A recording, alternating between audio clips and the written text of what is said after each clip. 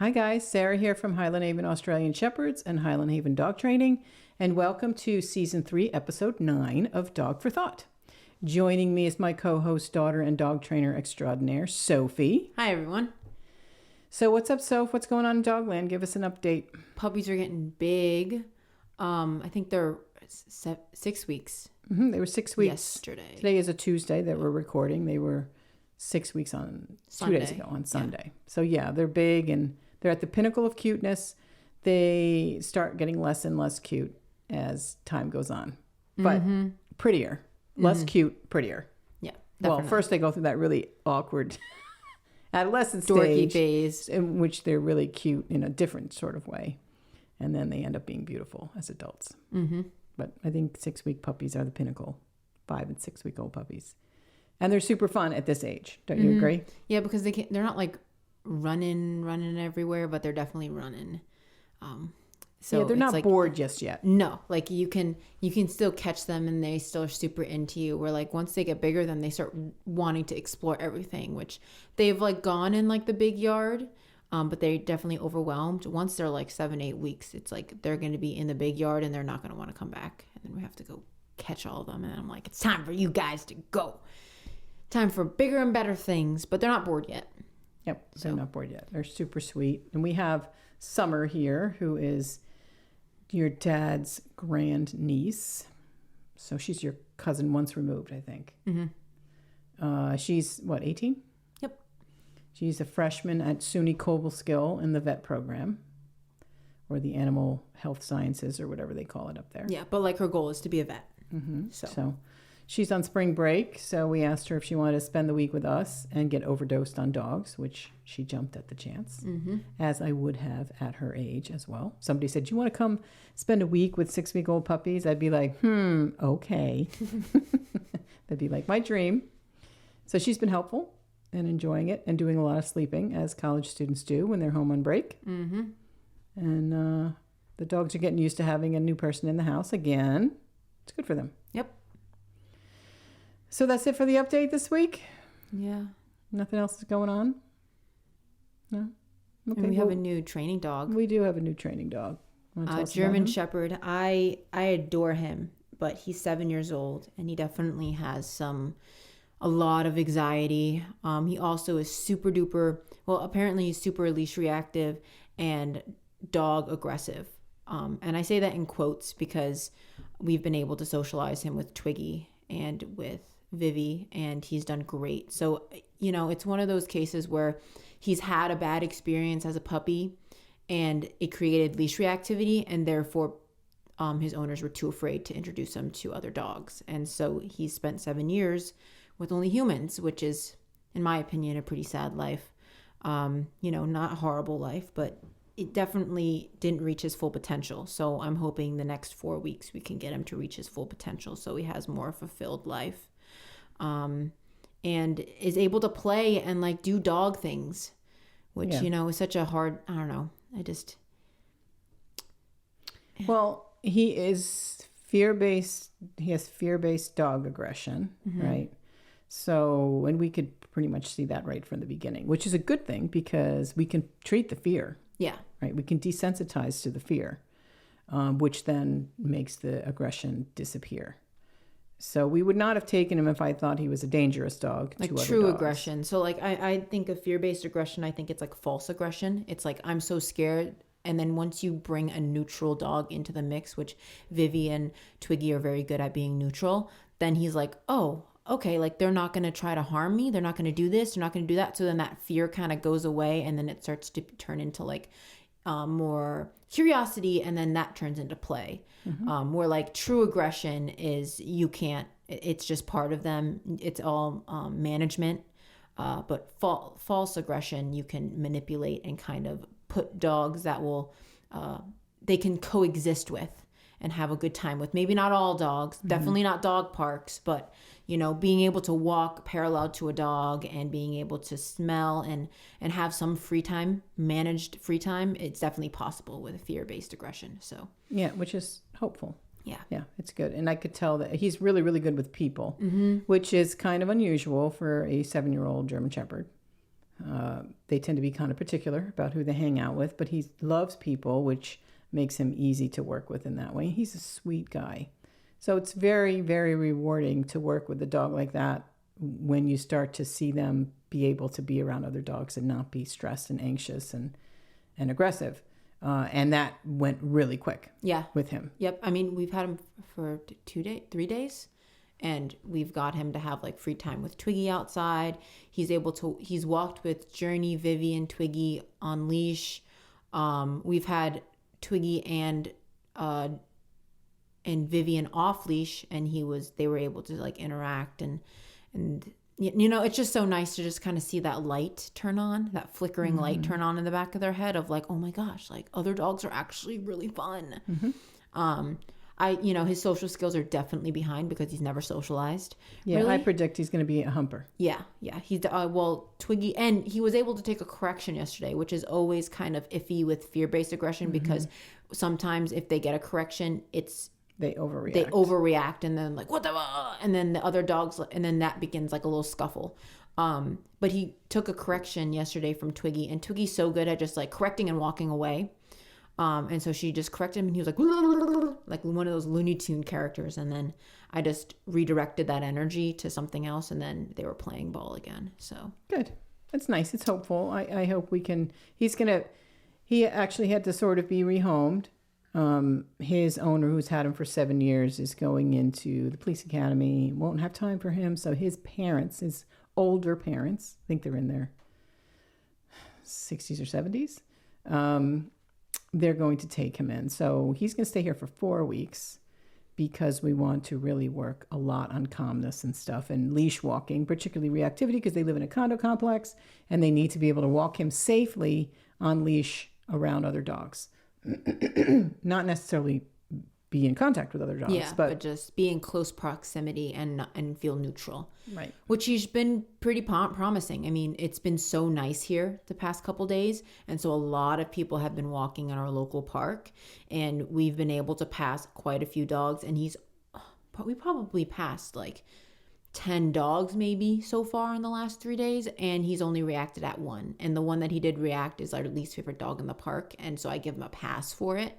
And he didn't react that bad. No, it was just like a blah, blah, blah, blah, blah. Which wasn't a big deal. Yeah, so I'm hopeful for him. We've only had him like 3 days or something like that. So, or 4 days. Did he come? I think he came on a Friday. So I am hopeful that he can make progress and then transition to this new home permanently and do well there. That's my hope for him. He's a sweet guy. He is. He's a good boy. And Twiggy and Vivi and Journey today have all done a great job being very, very neutral with him. When we were out walking him, Vivi was off leash and she came running up because I think you were giving him a cookie, and she like brushed right by him and he was like, ooh. But, she was completely not focused on him. So he was able to sort of get that shock and then be like, oh, I guess they're not dangerous. And then we walked him today with with Journey. Journey, yeah. Who looks totally different. So there's no, it's not that he didn't acknowledge her because he thought it was just Twiggy or, because Twiggy and Vivi look so much alike. But he really didn't even acknowledge her. It was really interesting. Yeah. No, not at all. And she's very neutral as well. Yep. So I think he grabbed a couple of sniffs as we walked, but then that was it. Yep. I think Journey sniffed him more than he sniffed her. He was just like, oh, okay. Yeah. No, he was really good. Yeah. So I'm very hopeful that we can have good progress with him. Yeah. He's a good guy and he deserves it. He does. So today we're going to try to make this brief today. Famous last words. We'll talk, last episode we talked about, what? It was. What did we talk about? It was like a long episode. Struggle. Okay. Yeah. Struggle. Yes. Okay. And we had said we were going to talk about struggle, mistakes, and failure, and we never got beyond struggle. So today we'll talk about mistakes and failure and their importance in dog training.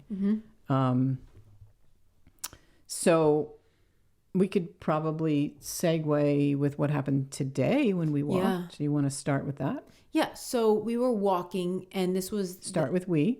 Okay. So, it was you, Summer, and me. We were all walking with the German Shepherd. You tell it then. If you don't like how I'm telling it, then you tell it. Well, just set it up correctly. Okay, then you talk All right, about I'll set it up and you tell us. So you're like your dad. You don't give like the important details in the beginning. Okay, then you can tell it. I can tell we have not had lunch yet today. No, I'm a little hangry. It's 2:00. Let's do this podcast. All right. So we were walking today in the park with you, me, and Summer as the people, and then this German Shepherd that we were talking about, and Journey. Mm-hmm. And we were at the very end of our walk. Go ahead. And when we get to the very end of our walk, we go into this parking lot because it's just like a main road, and then there's like parking lots off of it. This is the last parking lot that we usually park at. And there was a lot of people there because it's a beautiful day, and because it's the main parking lot, that's where most of the people park. And I was walking up with the German Shepherd, and because anytime I'm walking with a reactive dog especially, but any dog, I'm always super vigilant to make sure like I don't set them up for failure, and I can kind of catch stuff before they can even catch it. And because I was walking with a reactive dog, I want to set him up for success. So therefore I'm looking for anything that could potentially damper that success that he's having today, especially at the end of the walk. It's always a bummer when we pass a super reactive dog at the end of the walk, and then we had such a beautiful walk, and the dog is now reactive, and then we have to put them in the car, and that's the last thing they remember. So I just see this woman working with this Rottweiler behind the car, and it was just kind of like a sus kind of situation. So she was in between two parked cars. Yeah, she was in between two parked cars. The dog was in the shade, in a down, yep. And she had a really long leash, and she saw us, but the dog didn't see us, and it just, because of where she was, there wasn't a lot of room because it was in between parked cars, like a row of parked cars. So I was like, oh, we'll just go to the other side of the parked cars, because God forbid that dog lunges and doesn't see us and is reactive. We won't have anywhere to go, and I have a reactive dog. My initial reaction, by the way, when I saw it, was not one of suspicion or concern, but like, oh, look, there's somebody actually training their dog. Because she actually had a bowl of water on the ground too. I thought that I was like, oh, this is going to be good. She's actually training her dog, to do some impulse control. Mm-hmm. But you were ahead of me, and you immediately veered off to the other driving aisle on the 2 rows over. And then we proceeded up that way, and then we were going to traverse across to our car, which was beyond her. Which was beyond her, but the dog had clear vision of us at that point. Mm-hmm. And I thought, it's a lot of the times when people are doing stuff like that, because it could be skewed in so many different ways. That's how you thought. I just felt the energy of that dog completely off, which is why we work well together, because sometimes I didn't really see him. I thought it was a Labrador at first. Oh no, I definitely knew it was a Rottie, and he just he just had this energy about him. It just made me uncomfortable, and the last thing I want is something to happen with a dog that's not mine, and then to end a walk terribly. So I was like, just be safe. Let's just go around these cars. So I proceed to go around the cars, and then right as that dog sees me, I am focusing on the German Shepherd now, because I know he sees that dog, and I don't know if that dog's reactive or not or whatever. So I'm trying to get him focused on me. So I'm not even paying attention. But all of a sudden I hear the leash snap behind me, and that dog bark like a lunatic. And then I rewarded my dog because he didn't react, and then we went to the car. Meanwhile, you had a completely different view. Right, because I was walking maybe 10, 15 feet behind you with Summer and Journey. Summer was actually walking Journey. I think I took Journey. I was like, oh, I see that dog. Let me take Journey to make sure. Or maybe I think I was working with Summer. I either took Journey or I told her, you need to start feeding her now to keep her focus on you. Right. Summer was also learning, but also I didn't know the situation with this dog. And as we got parallel to that dog, he lunged. And we were quite a distance away because we were driving aisle, parked car aisle, and then on the other side of that. So we were quite a distance away. But that dog hit the end of that long line, and she was maybe 6 feet long, in an incredibly aggressive way, which made me really start like, that was fucked up.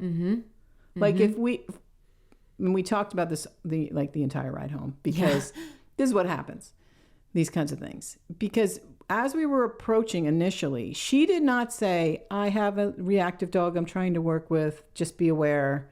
She didn't give us any warning at all. So for all intents and purposes, we could have walked right by that dog, like within, say, 6-7 feet. And she didn't warn us at all.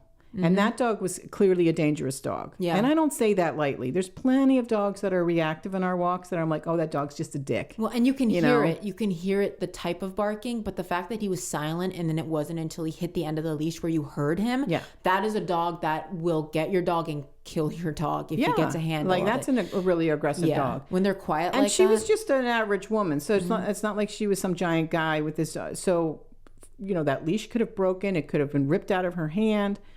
A million different scenarios. We could have been hurt. Our dogs could have been hurt. She could have been and for her to not say one single word to us of warning, would you guys mind giving us a little bit of space, which would have irritated me because I'm like, bitch, you shouldn't be all up in the business if your dog's like that. And not have a muzzle on him. But at least she would have warned us. And her reaction, you didn't see it because your back was to her at that point. I'm focusing on my dog. I saw the whole thing.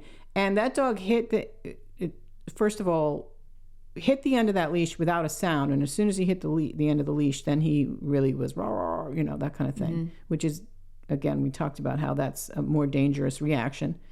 And she didn't react at all. She sort of let him correct himself by hitting the end of the leash, but she didn't flip out at all. So clearly this is a normal behavior for him and likely a behavior that she was working on, right?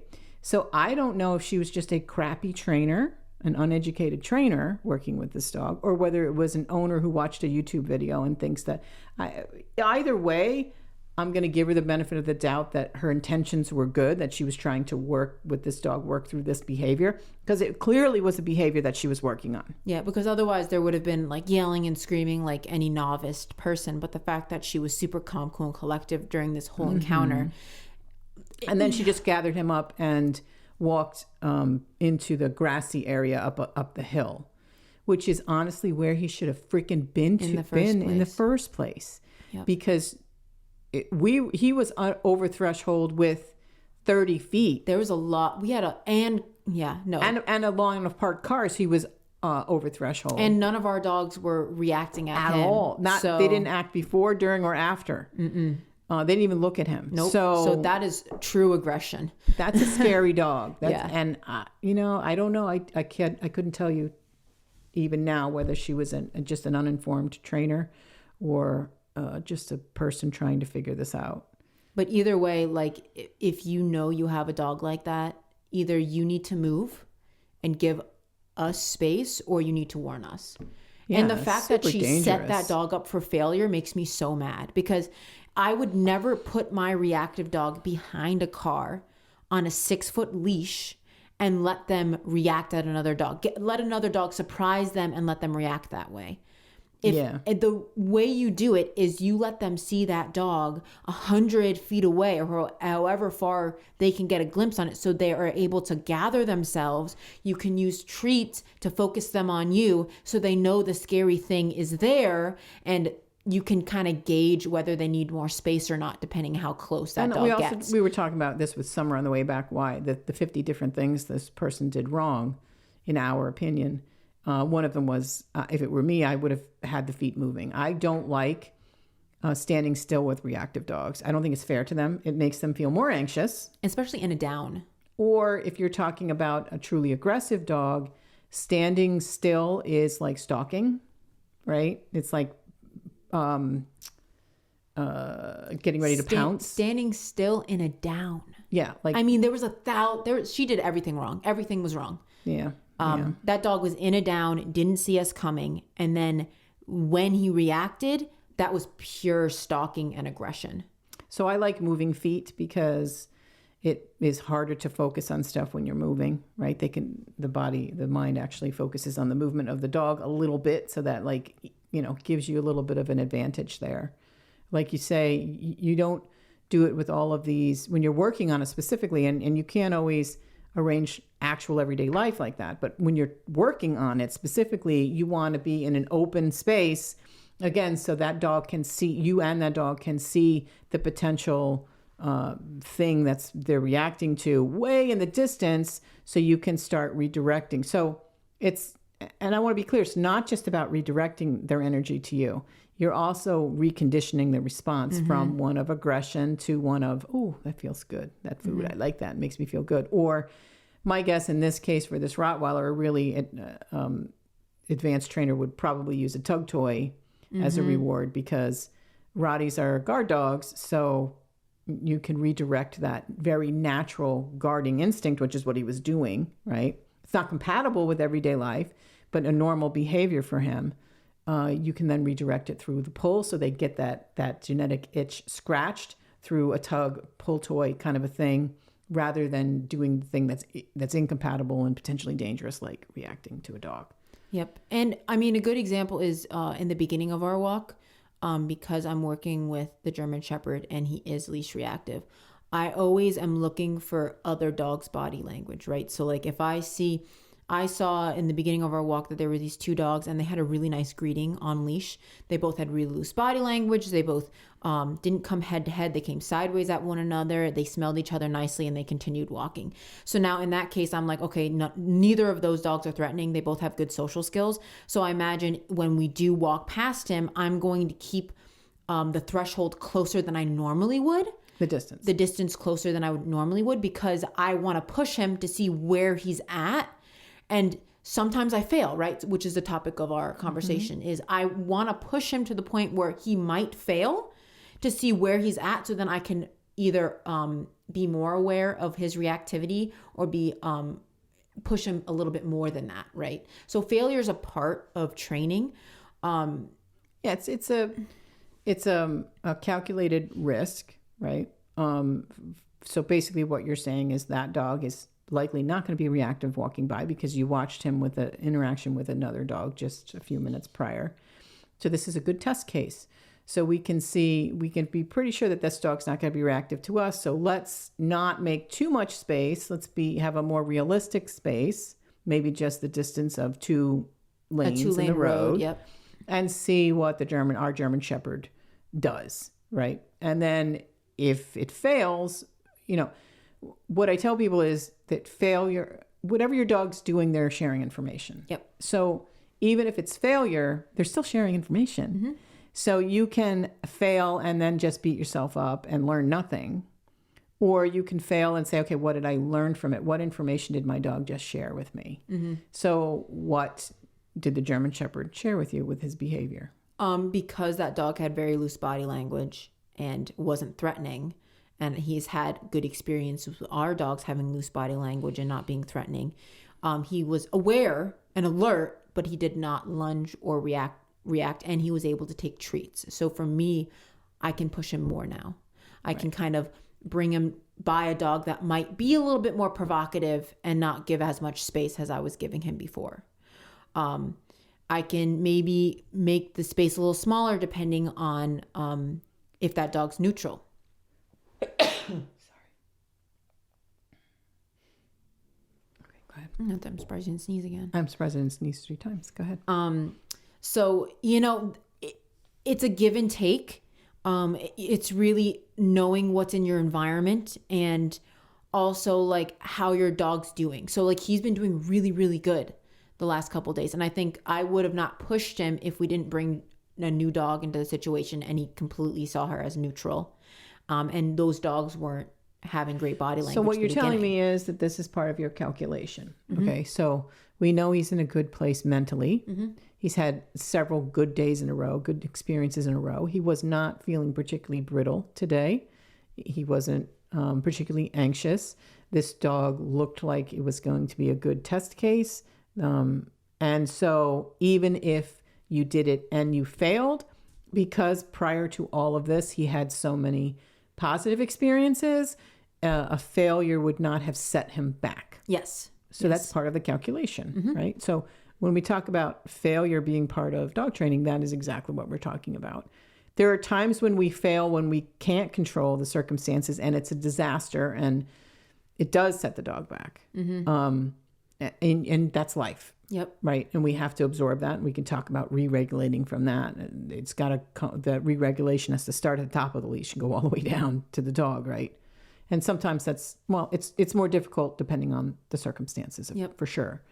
But in this case, the potential for failure had low potential consequences. Yep. So it was time to push him a little bit, even so soon in the training, because we have him for 3.5 more weeks. Got him for a long time. Yep. But he's making such nice progress, and pushing him today, I agreed with that decision. I didn't think that, we're pushing him too fast, because he seems to be quite comfortable. Yeah. And I think that's where we work pretty well, is like sometimes you want to rush into something and I don't think the dog's ready. And therefore, like, we talk about like what the dog's ready for, and vice versa. Like sometimes I'm like, oh no, I think we should do this. And then like yesterday, I was like, I don't know if he's ready to be on a long line with Twiggy in like free space outside, because sometimes they have a hard time making their own decisions when you have like free play for them. But because Twiggy is so into fetch, it's almost like she's completely neutral with him. Where other times, if he tries to mount her, Twiggy's going to correct him, and we don't know how that correction's going to be. So that could set him back, right? If Twiggy corrects him because he's being provocative and he doesn't know that he's being provocative because he's never interacted with a dog before, that's going to set him back because it would have been never... his first experience, off leash in a fenced-in environment with another dog. Yeah. So that consequence would have been higher. So that was something that we really had to undertake that carefully to make sure that this situation was going to work in his favor. And it did. He did great. He did really, really great. Yeah. So, it's and there are going to be times that you make mistakes and you put dogs that maybe shouldn't be together, or you pass by a person who's a moron and get your dog to react like a crazy dog. And then you kind of put that in your little notebook of, there's a specific dog when we walk around the park that we do not like, and the owner is just kind of a moron, and the dog, because the owner's a moron, is a moron and just has terrible body language and doesn't say anything but makes a super provocative eye contact with every single dog we walk. And therefore, I know every time we pass that dog, I just give every single dog a bit of space, because there's been too many dogs that have reacted to him because he's an idiot. Yeah, that dog doesn't make a sound. No. But he stares down whatever dog he's passing. It's quite provocative. Yeah, and he has these even like to weird... dogs who are fairly well under control, they're insulted by it. It's rude behavior. Like Deacon walks pretty amazing on leash, and Deacon does not like that dog. No, I have to be careful to give Deacon a lot of room. Even Vivi's like, what's wrong with you? Yeah, he's kind of a jerk. Yeah. So he's always a challenge. I try to look at him as a training challenge, but mainly I just look at him as an asshole.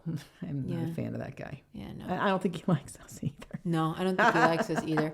I mean, there's a couple dogs on the walk that I really don't like. Like we passed the that beagle hound on the leash, and that lady's such a moron. She has like a 20-foot flexi leash, and as we're walking past her, no matter, like, let's say she's walking the dog and the dog's in the middle of the road, which is already like, why is your dog walking in the middle of the road, lady? But whatever. And then she locks it and you're trying to pass her on one of the sides. If that dog's in the middle of the road, she just locks it. She doesn't like reel him in. So then the dog's being super provocative on the end of the leash, assuming that he's going to meet us. And sometimes we can't get around him. And it's just like, I just want to scream. And I'm just like, situations are going to happen like this with owners walking these dogs. And, they're going to have to walk through it. And they might fail walking through it. But if they fail with us, we can kind of get them back on track. And they're going to experience these things with their owners. So I try to kind of make lemon in the lemonade. No, make lemonade out of lemons, whatever.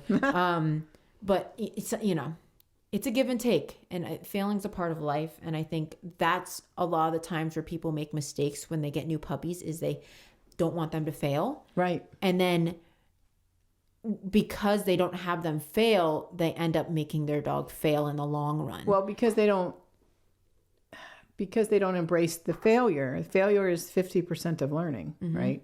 So if you're preventing your dog from failure, which is the whole positive only thing, which makes me crazy. If you're preventing that failure, you are leaving out 50% of the learning. And it's harder for the dogs to learn. Yep. So we talked to Summer today about how to raise a puppy, right? And, letting them walk around the room and input yes and no with the rules around the room is a super important process in teaching them. Oh my gosh, you tell them no? That's crazy. That's so cruel. You should never ruin your do relationship that. with them. But in reality, what you are doing is you're imprinting, no, you cannot chew my slipper, but yes, you can chew that toy. No, you cannot go on the bathroom in the rug. Yes, you can go outside and use the bathroom. No, you cannot put your paws in the water bowl. Yes, you can drink water out of the water bowl, so, and that's a way of learning. That's how all mammals learn. That's how all creatures learn, is by failing. And to be able to have your dog fail where there is no consequences and they're able to learn from it, it's like, it like turns this little light bulb on in their brain, and it strengthens your relationship with them. Mm-hmm. So like, yes, being positive is great, and having this like great positive relationship with your dog, like obviously everybody wants to do that, but also being able to be there for your dog when they're at their lowest, and being able to be like, it's okay, like we're gonna get through this together, and coming out of that is even more rewarding than only being positive with your dog. Well, and also a fair and reasonable correction that is clearly understood. What it teaches the dog is, these are the consequences, and I won't die if I have them. Like, it teaches them to bounce back from that, and it lets them predict what those consequences are.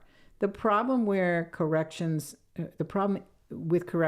is when they're not applied fairly, or when they're not clearly understood, or when they're that would be not applied fairly. So they're too harsh for the crime, right? We always want the punishment to fit the crime.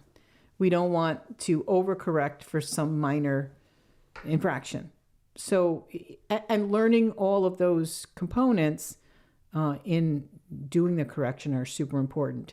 If you do all of that, the correction is an important learning tool for the dog.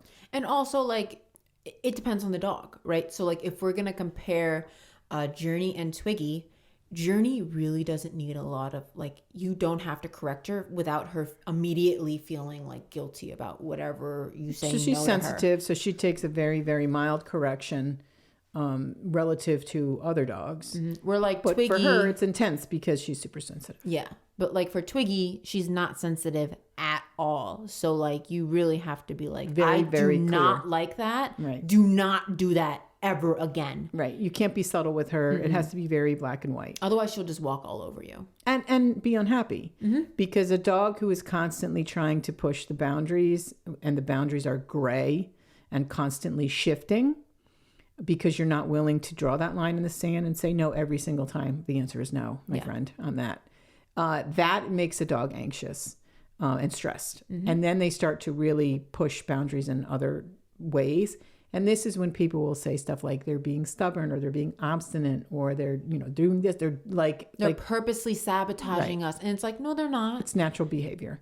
So that is your cue to have clear, stronger boundaries and making them super consistent. Then you start to see the anxiety come down, which we've seen in this German Shepherd. Yep. Not that we're doing a lot of correcting on him, because he's a pretty sensitive guy. But with each day that passes and the structure of the day being the same, and encouraging him to face his fears a little bit with other dogs, he went from being really quite anxious on our first walk to now like just walking so calm and peacefully. He does pull on the leash, but because he's not anxious, he doesn't want to pull on the leash because he's enjoying the walk. Yeah, he's a very lovely walker at this point. And that's not some brilliant dog training. That's just getting him to regulate and adjust to the environment, giving him, this is what you get when you do this, this is what you get when you do that. Isn't, choice A better? Then you start to see that anxiety come and down. Also him understanding that we're going to hold him accountable for his actions, but we're going to be fair about it. Mm-hmm. So he knows exactly what's going to happen. And I think where this, epidemic of anxiety that comes in, it's because of lack of knowledge. They just don't understand. I thought this is the time we go on the walk, and now we're on the walk, and then we're going in the different direction. We never go in this way, and then there's a dog in the yard. That dog's never in that yard. So and then they start spiraling instead of doing a very consistent walk where you are the leader and you're like, okay, we're going this way. You're fine. Calm down. Mm-hmm. You're not pulling on the leash. Stop. Chill out. Yeah, there's a dog there. Don't worry. I'll make space for you. Here's some cookies. So it's setting them up for success throughout the walk, and understanding that these are living things and they're going to have feelings about things changing. And the more consistent and better your communication is with them, the more you can do kind of different things with them and know that they may or may not succeed with what you're trying to do. And if you talk about mistakes, right? If you're doing some training with the dog, and we wouldn't necessarily do this with so much with our training dogs, because if you're doing like higher level actual training with, say, Twiggy or whatever, you're asking her to do a behavior that's pretty complex, and she does it and she succeeds, and then you change the criteria and she's not paying attention and she does the original thing and you go, nope, and you correct her. Yeah, that mistake is super pivotal because they're so into the game at that point. They're like, oh, you got me. Mm-hmm, mm-hmm. Right? So mistakes can be actually quite positive if you're motivating the dog properly. And it's very rewarding to work with a dog who gets that, because it's almost like a game of competition, right? And when you make a mistake and you lose the game or whatever, you get tackled or whatever the game is, it's part of the game, and it might be on its face unpleasant, but it's part of the game and part of the fun of it, right? Well, part of the risk of every it. Single time you describe this to clients, it's like slap hands, right? So like you're playing that slap hand games, and then you get hit on the hand. It's not pain. It's painful, of course, but you like, laugh when it's you done. laugh and you're like, damn, I wasn't fast enough. You don't punch the person. You laugh and you go, and let's do it again. Let's do it again. Yeah. Right? That if you motivate your dogs properly, and this is, generally for higher drive dogs when you're doing more advanced stuff, those mistakes can be really quite rewarding and motivating to let's do it again and let me get it right this time. And then when you do get it right, that dopamine hit is at an all-time high. And I mean, that's what I've been focusing on this German Shepherd, right? It's like anytime I let him through a doorway, because he's so impulsive and doesn't have any rules around doors and going through things, it's very anxious energy. Mm-hmm. I don't want him, you're not allowed out of the crate until you're sitting there not whining. So if it takes me 20 minutes to get you into the car, it takes me 20 minutes to get you into the car. But because I'm persistent and I do it every single time, and the punishment that's going to happen if you decide to run out the gate, we're going to start all over again, which is I'm not really correcting him as much as I'm just putting him back in the kennel and being like, no, you have to sit. That's the punishment, is you have to sit there. And then when he does get the reward, then he gets to go on a walk. So like, no matter how you slice it, if it takes me 20 minutes to do it, he still wins at the end of the game. So I'm pretty sure that's the Premack principle. So they'll do a less likely behavior when the reward is a more likely, or something that they want to do. So they do something that they kind of don't want to do in order to get to do something that they want to do. I think that's the Premack principle. Mm-hmm. Part of, it was Premack. So yeah, we use that a lot. Yeah. Because then you're not actually doing any kind of physical corrections. The reward is you get to actually go do what you want to do. Yep. Easy to maximize that to get your dog to do things. We tell this at our go home lesson all the time. Use the things that they want to do to get the behaviors that you want, to work on that impulse control. Mm-hmm. And the failure is intrinsic in that. It's part of that, right? Mm-hmm. You get up and walk this way. Well, I'm not moving. Come on back and sit. We can't leave this kennel, or we can't get out of this car, or we can't get in the car, whatever. Can't leave the doorway until you do the behavior that you're supposed to do. And then once they figure out that routine, it becomes very enjoyable, because they're like, oh, I'm sitting, let's go. And then it's just part immediate. of your routine. And then people are like, oh my God, your dog's so amazing. They sit before going in the car, and they sit to do this and they sit to do that. It's really not amazing. It's just building a relationship with my dog, holding them accountable for their actions, and then them following the rules, which they want to do, because that's what we've raised dogs to do, is to follow rules and to listen to us. And I think people forget, so what the mistakes that people make in those circumstances, right, is they start out, with the best intentions, right? Teaching their dog not to cross the threshold without an okay or something like that. And then it becomes less enforced and then inconsistently enforced, right? That's when the confusion and the frustration comes in. So you're better off asking for nothing than inconsistently asking for something. Mm-hmm. And I try to really imprint this on our clients. Like, don't call your dog unless you're ready to enforce it if they choose not to come. Or don't call them unless you have the ability to make them come when they've decided that whatever pile of leaves is more interesting than you are. I mean, right? And this is also why we recommend people to get spring puppies, because you're not going to go out there when you have a winter puppy to go get your dog out the snow. Like and I know you don't want to go outside with a leash to get them to go to the bathroom every 30 minutes, as we've talked about in other podcasts. Like, I don't know, like, set you and your dog up for success. Well, you just have to go into it with the knowledge of this is the way it's going to be. Frustrates me when people say, well, I paper trained them all winter because I didn't want to take them outside in the cold. Okay. Then you shouldn't have gotten a winter puppy. And now you're wondering why they're not housebroken. Because again, those are inconsistent. It's confusing. Yeah, it's inconsistently applied rules that dogs are not good with nuance and stuff like that. So like if you are one of those, so we haven't had a lot of clients, but we've had a couple clients that were like, okay, well, we want them to pee on the wee-wee pad in the house, but then also use the bathroom outside. You know how hard that is to teach your dog to use a wee-wee pad in the house and to also go to the bathroom outside? If I could teach your dog to read your mind, I would be making a lot more money than I'm making. I mean, you have to be realistic, and that's usually something that we put the kibosh on immediately. Yeah, we're just like, that's unrealistic. No, you need to choose one or the other. You can't choose both. You can't have your cake and eat it too. No, for sure. So mistakes and failure, I try to tell people that these are good things. It gives you information and it helps you pivot and do things a little differently. Or see it for what it is. A lot of times when we're working with a dog, when failure happens, it's a good thing because it's a part of the process.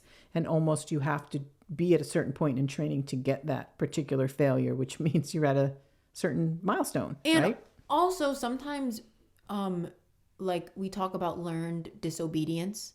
And once you get to a point where like you have a good relationship with your dog, sometimes you'll ask them to do a command and they won't do it. And you're just like, what? Like, you always do this command. Why aren't you doing this command? And then you realize that they have a pricker in their paw, or there's another dog up ahead and they need a treat reward, or like whatever the situation is. And it's, why aren't you doing this behavior? This is a strange behavior because you usually do it. And then they're telling you about something that you're not aware of. So an example is when I went mountain biking the other day, last season, and I was riding with Twiggy and I saw another dog off leash. And I looked at Twiggy and I yelled at the guy and I was like, I have a dog. Is your dog friendly? And he didn't hear me. And then I told her to stay close by me, and that dog charged her. And even though I gave her the command to stay by me, she ran in the other direction. And that's learned disobedience of like, you need to do what you got to do to survive. And I'm not going to correct you for that behavior, because if she would have stayed with me and listened to my command, that dog probably would have fought her and they would have gotten a scuffle. Okay, so let me then take that one step further, and that sometimes something like that can happen with your dog, and you, I don't know what happened outside the door there, and you give them a pass because it was a reasonable decision. And then they decide to take full advantage of that and they do it again without a reason. So sometimes that happens. And when that happens, then you just apply your, that's not acceptable here. Yeah. Sometimes you have dogs who are always pushing boundaries. And when something reasonable happens and you allow it to slide, it can then feed into more of that. And then you just have to accept that, okay, well, next time I'm going to go back to my regularly applied, we don't allow that. Our dogs are always communicating with us, and it's always heartbreaking when they're trying to tell you something and you don't understand. And then you realize later, oh, shoot, you had something in your paw. That's why you were doing that. You didn't want me to clip your nails because your foot hurt or whatever. Well, it's like Remy had to go to the vet because she's been peeing a lot, and every single time at dinner, we call it yodeling, and she just yodels by the door, and then we start blaming all these pee spots around the house on Tula. Well, blaming, and let's clarify that. Blaming is me just muttering, God damn it. Yeah. I don't actually yell at Tula. No. But if you don't catch your dog in the act, you can't really discipline them. I'm like, what the heck is going on with this dog? Why is she ridiculous? Yeah. And it was freaking Remy the whole time. It was Remy the whole time. And so I guess, so, you make mistakes. Yeah, and then you look back on it and you're them. like, okay, I see what was going on there. I'm not sure the yodeling, I'm sure that was part of it. But it also became a chaining thing. Like she was just like, then oh, this is what I do Mm-hmm. at dinner time. And Aussies are so quick to catch habits that we were just like, I guess this is just, Yeah, so old lady unfortunately, habit. we took her in for a urinalysis, and her urine is very dilute, Mm-hmm. which is not a good sign. That means that there's probably something else going on, not just a simple UTI. So we're waiting on those. We did some blood work, waiting on that result. In the meantime, she's wearing underpants. Yeah, which she looks pretty cute in. Which I 50% of the time forget to take off when I let her out in the morning, and then I go running out on the lawn going, Remy, before she squats, and every time she squats, and I'm like, ah! She squats so fast. I know. I always think she probably is thinking when I'm running towards her, like she wants me to pee real fast, and I'm like, no, I don't want you to pee. So we haven't had a dog in pants in a while. So. Yeah, and Ruby's gotten better. She had her pants on, and then yeah, but Ruby didn't have dilute pee. No, her pee was normal. So Remy has been declining in the last year. Yeah. So I hope that and you were saying before how we've been kind of mentally preparing for Ruby and for Ty because they've just Ruby's 14. And Ty has always been sort of an old man, mm-hmm. and he's got some arthritis, and we can't walk him the same way we used to. We can't walk I Ruby don't at see all. Ty making 14, so no.